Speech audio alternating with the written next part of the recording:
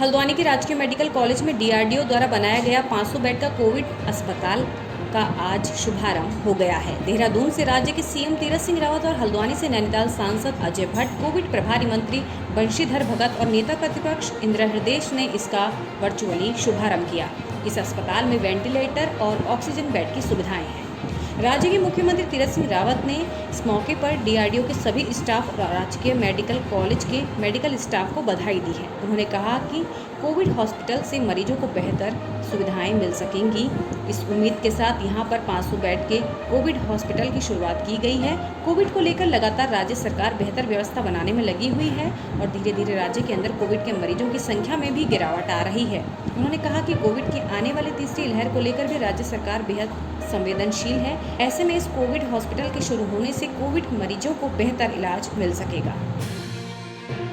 ओपनल के कर्मचारी हों, चाहे जो भी इस समय अस्थायी कर्मचारी हों हॉस्पिटल में, उनको मैं सैल्यूट करता हूं। उनकी सेवाएं किसी से कम नहीं हैं और उनके लिए हमने भी सरकार से कहा है कि कुछ न कुछ मात्रा में धनराशि बढ़ाई जाए अथवा फिर उनको पक्का भी किया जाए। वही लोग जो हॉस्पिटल में इस समय काम कर पा रहे हैं, क्योंकि अपनी जान को जोखिम में डालकर वो इस समय काम कर रहे हैं। ऐसे में यदि हमको कोई ऐसा स्टेप लेना पड़ता है जिसका भविष्य के लिए उदाहरण न रखा जाए तो वो करने में कोई हर्जा भी नहीं है। हमने माननीय मुख्यमंत्री जी तक ये बात पहले पहुंचाई भी है और मुख्यमंत्री खुद भी इस बारे में गंभीर हैं। तो कब तक माने सर इस पे? देखिए, ये कुछ मेरा कहना तो उचित नहीं रहता है, सरकार की नॉलेज में है, सरकार खुद भी चिंतित है। ऐसा है कि इलाज भी मिलना चाहिए, हॉस्पिटल की हालत भी ठीक होनी चाहिए। मैं तो मेडिकल कॉलेज के ही लोगों को बुलाने वाली थी, पर चूंकि आज एक शुभ कार्य हो रहा है इसलिए उन बातों को इस बीच में नहीं कहा हमने। केवल 500 बेड बन जाना पर्याप्त नहीं, उसकी व्यवस्था भी उचित होनी चाहिए। लोगों के मन में ये भय नहीं होना चाहिए अगर हम यहाँ जाएंगे तो अच्छे होने के बजाय बीमार हो जाएंगे। चलता रहा, लेकिन जो कुछ हुआ ठीक है, इसका रख रखाव सही रहे, सब हम लोगों की जिम्मेदारी है, जिसमें लगभग 2.25 करोड़ रुपए तक तो हम दे चुके हैं। हमने यहाँ उसके लिए भी 10 लाख रुपए दिए थे छिड़काव के लिए, लेकिन अभी एक ही बार हुआ है, ये 3 बार हो जाना चाहिए उस पैसे में।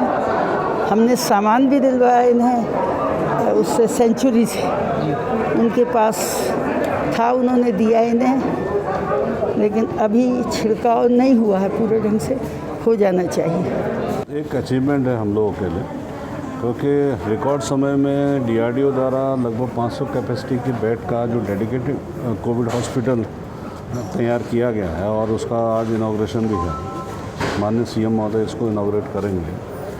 तो ये लगभग 36 करोड़ की लागत से बना हुआ ये डेडिकेटेड कोविड हॉस्पिटल है और जैसा कि विशेषज्ञ हमारे कह रहे हैं कि अब तीसरी वेव भी आ सकती है और इस तीसरी वेव में मैक्सिमम बच्चे प्रभावित होंगे।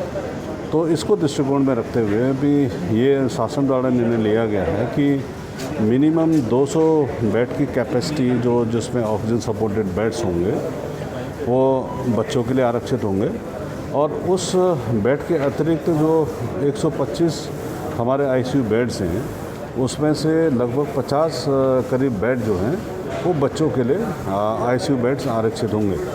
तो ये कुल मिला के ये मान के चलिए कि आप लोग जो सेटअप अभी हमारा ये तैयार हुआ है ये केवल नैनीताल जनपद के लिए नहीं है। नैनीताल जनपद की डिमांड के हिसाब से या ज़रूरत पड़ने की स्थिति में हॉस्पिटल जो बनाया गया है इसके लिए नहीं है, ये पूरे कुमाऊं के लिए है। मैं तो ये कहूँगा पूरे कुमाऊं के लिए नहीं, और एडजॉइनिंग जो यूपी का एरिया भी है उसमें भी काफ़ी लोग यहाँ पे आते जाते रहते हैं। तो उन सभी लोगों के लिए ये सुविधा अभी विकसित की गई है और आने वाले समय में अगर तीसरी वेव आती भी है तब भी जैसा एसटीएच के डॉक्टर्स से हमारी बात चल रही थी, चर्चा चल रही थी कि जब दूसरी वेव हमारी आई थी तो उसमें कोविड हॉस्पिटल जो एसटीएच का है तो वो लगभग 376 बेड का था, जिसमें 78 बेड की आईसीयू उनके पास थी और 85 बेड्स की अपना वेंटिलेटर्स वगैरह उसमें थे। तो उससे अब जस्ट दुगना का 2.25 गुना ये उसकी कैपेसिटी उनकी बढ़ गई। डॉक्टर की तैनाती किस तरह की गई यहाँ पर? इसमें देखिए, इसका संचालन जो है मेडिकल कॉलेज द्वारा किया जाएगा। इसमें बच्चों के जो डॉक्टर्स हैं उसको इन लोगों ने इंट्रोड्यूस इसलिए किया है क्योंकि थर्ड वेव को देखते हुए कि जिसमें बच्चे प्रभावित होंगे, तो काफ़ी और ज़रूरत के हिसाब से फ्यूचर में अगर ज़रूरत पड़ेगी तो ज़िला स्तर पे हमारे लगभग 11 बच्चों के डॉक्टर्स हैं, वो भी यहाँ पे तैनात किए जा सकते हैं। साथ ही साथ हमारे जितने 13 प्राइवेट हॉस्पिटल्स हैं उसमें लगभग 15 ऐसे डॉक्टर्स हैं, विशेषज्ञ डॉक्टर्स जो बच्चों के, तो वो भी अपनी सेवाएं यहाँ देने के लिए तैयार हैं। तो उनका ये कहना है कि अगर ज़रूरत पड़ेगी तो हम लोग भी अपनी सेवाएं दे सकते हैं।